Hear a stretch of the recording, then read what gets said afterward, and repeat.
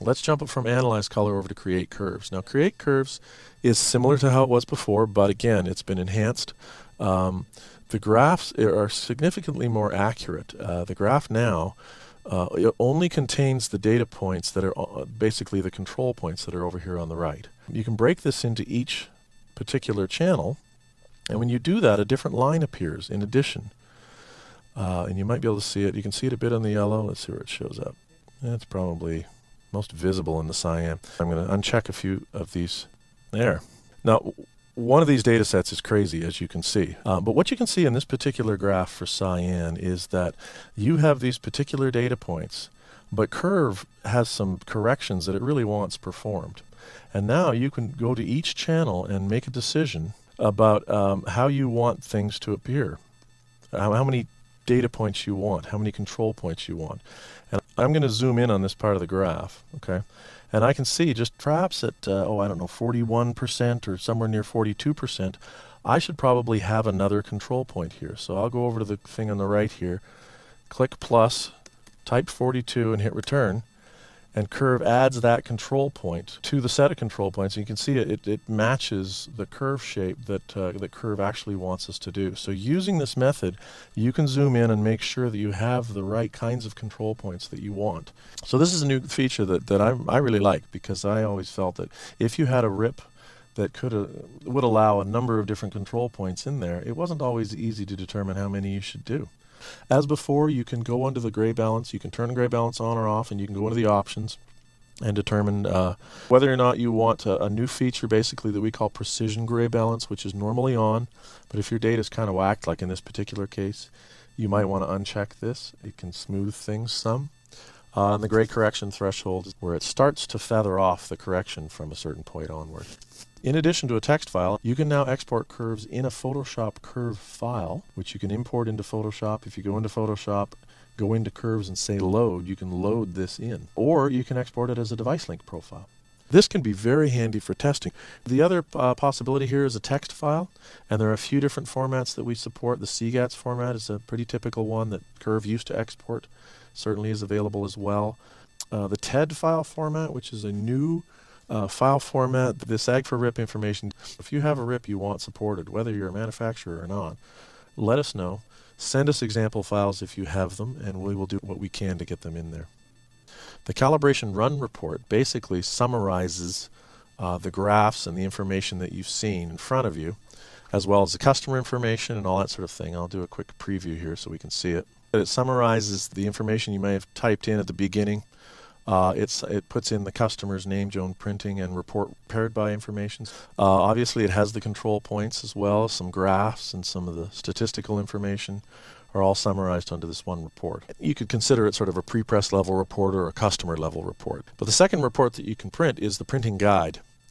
And that's a quick guide for those standing on the press room floor to aid in printing in the future. And it also has a number of different areas where you can see it's blank. The purpose for that is for you to use your production instrument. This is the opportunity to write in the values from the handheld in case they differ, so that you have production values on a day-to-day printing basis. Now we have the ability to add another run. So you click on the plus button over here on the left. It creates a second run. And I'm going to load in another P2P as if it were the results of my second run. So here we are in run 2, as selected on the left. Okay. When you're looking at run 2, you say it's based on run 1. And that tells Curve that all of the calculations should be relative to the first set of curves that were built. And that's a big deal. There's a lot of stuff that goes on behind the scenes when you do that simple selection. The other thing that changes when you go under Analyze is there's a Run-to-Run tab. And that does a quick comparison from one run to the next. So you can find out just how close the second run was to the first. These are the metrics where they should be very, very close. This is basically solid ink, overprints, paper color, etc. And as well, it gives you a delta density number. So if there's a change in density, then you can use that value. But this is a quick test to find out how well one run matches another, and it's very illuminating to look at this.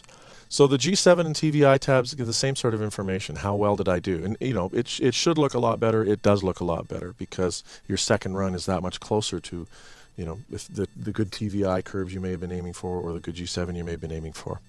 But it's an interesting thing to note here. When you go into create curves, it should have an iterative tuning capability as it goes forward. And so if you do subsequent runs, the curve shape will change a little bit as the data from every run tweaks and tunes the curves that are being calculated. There's a lot of stuff that goes on under the hood there. And it's done in a way that is significantly more accurate than what you could do in Curve1 based on like the delta method in that. Now you can add multiple runs here, and if I did another calibration run report, it would be for the run that was selected. So if I go into calibration run report, I'll just run one, because this is the sort of thing you might want to leave with the customer if you're doing it on behalf of a customer. And this is the one that says, see how great your press is doing now? We have these funky correction curves down here, but your TVIs are great, your gray balance is great, your NPDC curves are great, and everything's wonderful.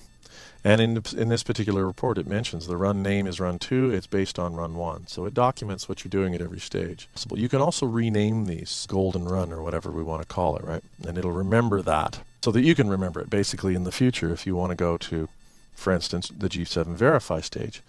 Now in the G7 verify stage, you choose a run that you want to compare to. It can take any kind of data file, much like the ink test can. When you're making runs, you have to have P2P targets.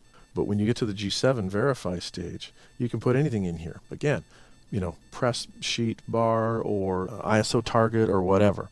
So I'm going to drag something in here, and it'll do a quick calculation based on that. And this is intended sort of as what you might call a spot check tool. It's not a full-blown trending and analysis tool, but it is the sort of thing where you can load it up. You can say our golden run is what we're shooting for everything that we do. Drop a couple samples in there. How do we do? And then finally, the last feature here is the virtual press run. The basic idea behind it is if when you do your G7 press runs, if you put a P2P target and an IT8 profiling style target on the same sheet, you do your press run, you can measure the P2P and the IT8 obviously. Now when you measure the P2P, you'll get P2P data files, you'll put them into Curve, into run 1, and you'll do your first round, right? Now on a number of different printing systems, truthfully all of them cost money. Some of them are very expensive to do every time you do a press run, they're very expensive. So what the virtual press run allows you to do is take the curves from any particular run and apply them to the IT8 data.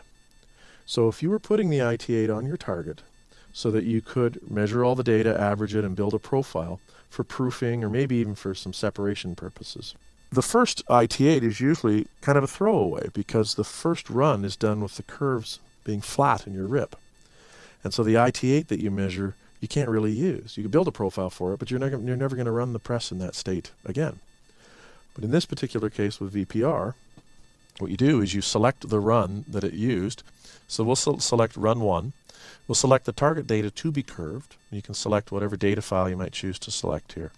And I'm going to select like an IT8. Now the curving method used, we have two choices. We can curve the LAB values or the CMYK values. And what it means is basically we're taking this set of measurements from your sheet, which is composed of CMYK values and the subsequent measurement, let's say LAB values. Okay. Now the CMYK values in this particular case are IT8s. And so that's a very specific set of CMYK patches. And if you select curve LAB values, then the CMYK values are unchanged. But when you're done, it saves out a measurement file, and the CMYK values are unchanged, so it's still an IT8. And if your profiling software requires that, then that's the method you want to use. But if you have profiling software like, say, Profile Maker, for instance, then you can select curve the CMYK values. And then it will alter the CMYK numbers in the file and leave the measurements alone. That could be more accurate. It's a little faster. You can certainly do it one way or the other for comparison. But once you have everything set up, you just say curve and export. It saves out a measurement file, and then you can use that in your profiling software and you're set. The virtual press run function is available as a separate module to Curve. When you buy Curve, you can add it on or not. You can upgrade through your existing dealer that you bought Curve from, or you can do it directly off of the CHROMiX website. It's up to you. Basically, you send your username and serial number from your existing version of Curve, and then that gets you the significantly reduced rate for upgrading to Curve2. If you have any remaining questions or any problems or anything, by all means, please get in touch with us. Thank you very much.